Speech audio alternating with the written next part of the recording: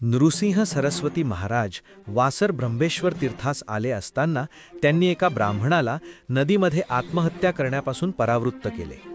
त्याला उदरव्याधीने पुरते गांजले होते. तेथे सायनदेव नावाचा एक ब्राह्मण ग्रामाधिकाऱ्याने श्रीगुरूंना आपल्या घरी भोजनाचे निमंत्रण दिले.